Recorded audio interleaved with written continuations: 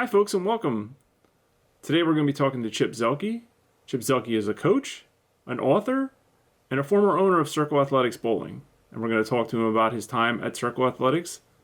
So let's bring Chip on, and we'll find out more about Circle Athletics. Hi, Chip. Hey, Bill, how are you? All right. So first, your start in the industry, or kind of starting in the industry, was PBC camp 84 to 93. Yes. I actually attended one of those camps, probably in around 90, 91. Okay. So a lot of bowling in a short period of time. Yes. Yeah. You were a PBA member, Mhm. Marine coach. You wrote the two books, Revolution and Revolution 2. Married to Ladies Pro Bowler Tour Rookie of the Year, 1993, Kathy Edwards, now Kathy Zielke. So, Yes.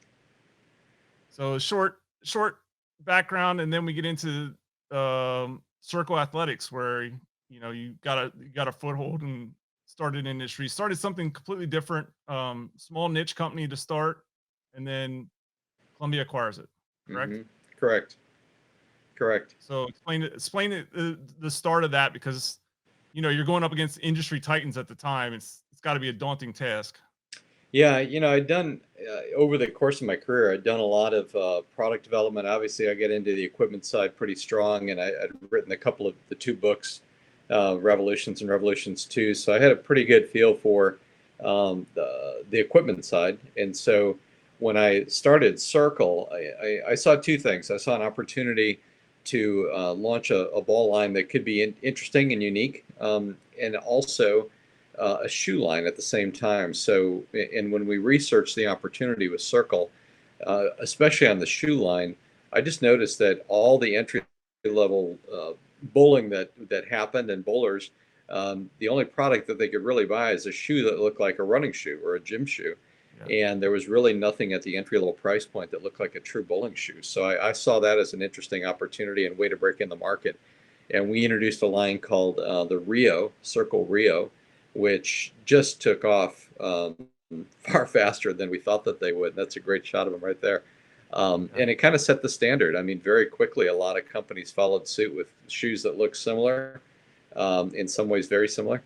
And, it kind of established a new category, I think, in the entry level shoe market for bowling. So it was fun. It was really cool. Some later on, I heard people like Celine Dion had a pair that she had Wow. purchased from one of the Vegas pro shops, and others. So it was fun. It had a great run, and I really enjoyed that part of it.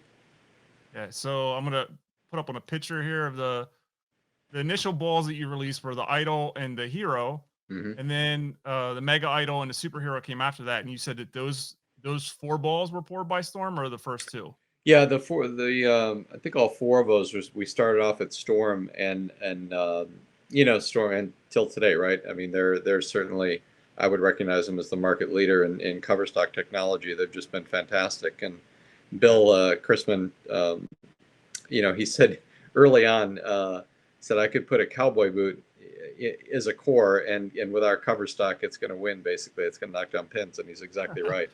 Yeah. So I mean that cover stock was the best, and so we started there. They had some production issues. They I think that they were just maxed out probably on what they were doing at the time. So we ended up shifting over to Columbia, and had Columbia make the bowling balls.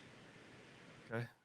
So, um, how did you get a foothold in the market, being that you were such a small company? I know the shoes helped you, and you were also PBA Tour sponsored at the time, which was a big undertaking as well.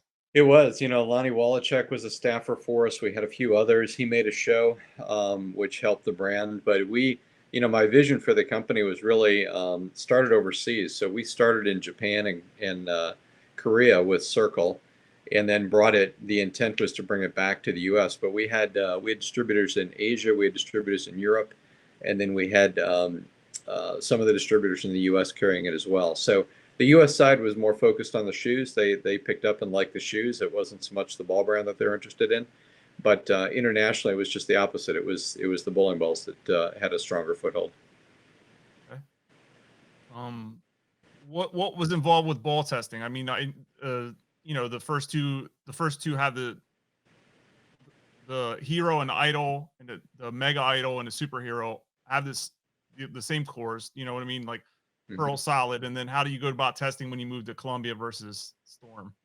Yeah, so we, different cover stocks. Obviously, we tried to match up as much as possible the reaction, but obviously, cover stocks just it's not going to be one on top of the other. That's for sure. So we just tried to tweak and come as close as we could. Columbia had some different options as far as cover stock technologies. So we basically poured and tested, several and tried to match up as close as we could to get as good of a read as we could to what we had with the Storm technology. Okay. And then what was the best seller for you as far as the Circle Athletics line while it was going on? Yeah, probably. We had a ball called the. The first two were good. The Hardcore was probably our best seller. We had a ball called the Hardcore that had a great logo. Had the ball reacted really well, and was probably our best seller of all of them. Is that a particle cover stock? Yes, I believe so. Yeah, I actually threw that one. That's why I remember it. Mm-hmm. So product development, you talked about it in your LinkedIn profile, and I read over it. Tell me about going through the process of figuring out what you're going to release for a upcoming year in the bowling industry, when it seems like it changes so often and there's so many hit or miss things. It Yeah. seems like a pretty daunting task to go about doing at all in any industry, but like in the bowling industry as well. So Yeah, it's challenging because I grew up in an era where we were throwing blue hammers for a year or two, and then then you maybe got another ball, right? It was yeah, the balls lasted for a long time, and when Brunswick came out with the Zone series, way back when the whole concept was they thought of a merry-go-round concept. We're gonna continue to spin the merry-go-round, release ball, and hopefully, it's going to drive out some of the competition. And so when you've got to enter as a small company and compete against that, right? You're not gonna compete against Zones, you're not going to compete against Storm, but you got to try to find a niche. And so a lot of that has to do with you've got to have good ball performance, obviously. I think you've got to have good relationships and good customer service, and then it's got to be some good marketing as well. And you got to get a little bit lucky. Back then, if you could get a ball in the show or two, or it was just different from today. Today, it's some of those things still hold true, but certainly the marketing has changed, the product development has changed, and just the industry's changed a lot in the last 12, 15 years. Yeah, for sure. So, I forget what I was going to ask you. You're there through the purchase of Columbia from Ebonite. So tell me about that experience, what that was like. Yeah, it was really a surprise. We had when I went down to Columbia, and I think it's pretty safe to talk about it now. It's been a long time ago, but the epoxy ball that they had experimented with, it was and I forgot the name of the ball now, but it was white and it was epoxy, and they had come out with that, I think, in 05, 06, 2005, 2006 Yeah. time frame. Yeah. It just had tremendous trouble, and it really set Columbia back. Columbia, when I went with them, and what happened was we basically merged. I went to them to build my bowling balls, and they said, hey, we need somebody to help us run sales, marketing, international, etc. So I became the executive vice president of sales and marketing for Columbia, and just didn't have an idea of the trouble that they were in at the time. So the epoxy ball had really, really damaged Columbia's reputation from a, incredible brand for 40 some years, right? Very successful. People had great brand loyalty around it. But I think when that ball came out, it really, really set them back. And they'd lost money, and they were evaluating the business. So we had to come in, and we had 5 brands at the time. I think we had AMF, we had Track, we had Columbia, we had Dynathane, and Circle, and trying to position all those brands, trying to get unique cover stock core matchups so that they were differentiated, try to differentiate our marketing, shelf positioning, all of those things, right, was a challenge. And and the owners, the Herman family, were great owners. They had done, again, tremendous job in the industry, but they got to a point, and I think Mr. Herman got to a point where he said, look, I don't, he was in his 70s. I don't want to fund losses anymore, even though we had turned the company around. We had made some pretty drastic changes, and we were improving the bottom line significantly, in the first 12 to 18 months that I'd gotten there. But he was like, that's it. And so I learned about it about the same time as everybody else did. It was really a surprise to me that they had cut this deal with Ebonite and basically shut the doors. I mean, we had about 2 months. I think we had a 2-month severance, all the employees, and it was just one of those things where, as of this date, you're done, and Ebonite's going to own this. So, yeah, I transferred to Ebonite. They obviously didn't take much of the equipment because it reopened under Global, and life went on. But it was an interesting time, that's for sure. It wasn't a lot of fun. Yeah. For I me or heard for a lot of people. many that ball was called the Reaction EPX T1, I think the letters were on it. I've heard many stories about that ball from Chad Murphy and other people in the industry of what that ball, the problems for it and what they went through to try to make it and stuff like that. And it's just mind-boggling. Yeah, The it really was. problems. And the loss, I mean, just the ball cracked a lot. I mean, that was the biggest problem, right? Is it cracked? The concept was interesting. I mean, it really was an interesting concept, and had it held together and performed, it probably would have been a game changer. I mean, it would have been one of the biggest evolutions in the industry had it worked. But Yeah. the seconds and the returns were just off the charts and just really damaging to the company. Okay. And then you kind of went into it, but the last days, basically your last days in the industry, right? I mean, you said you did some consulting work and stuff, but that was like your last time in the US market for working in bowling. So Correct. that was that thing where you were just like, I'm done, this is too much, or you were, you know, Yeah, I mean, it was one of those times where I felt like, okay, maybe I need to try something else. I'd had Circle, that was fun. I was looking at actually restarting a brand then, and I found myself in China. I was meeting with manufacturers in China to source shoes because shoes have been so successful. And a friend of mine who was a board member on a fitness company, and I had dinner together one night in China. We happened to be in the same city, and he said, "Hey," he was on the board of a pretty significant fitness company, and I've always had a passion for fitness. And he said, "Hey, I know you're trying to do this, but this company's looking for these things, and would you be interested?"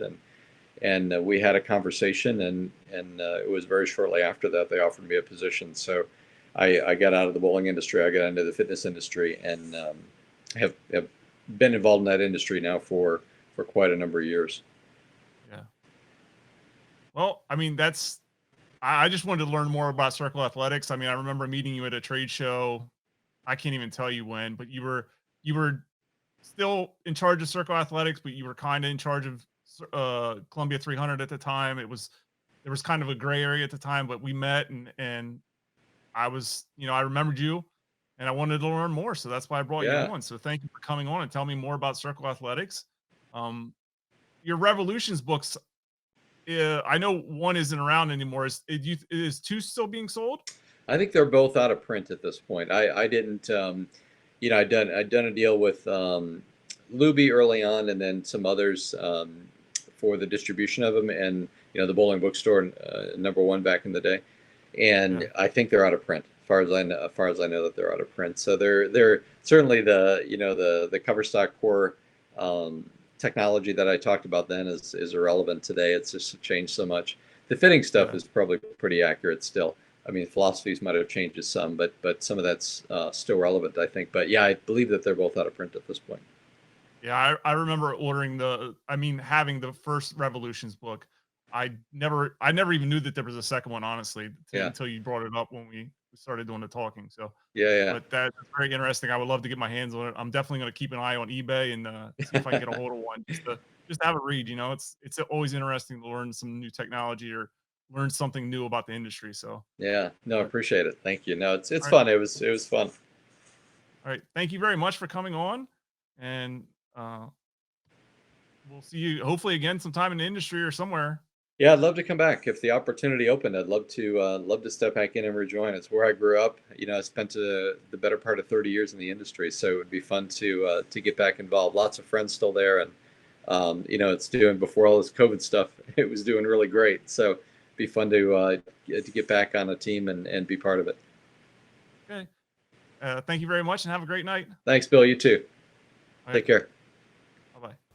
Okay, folks, that concludes our time with Chip Zielke. Below, you'll find in the description, you'll find links to some of the bowling balls that Chip's released during his time there. Be sure to like and follow us, and we'll see you in the next video.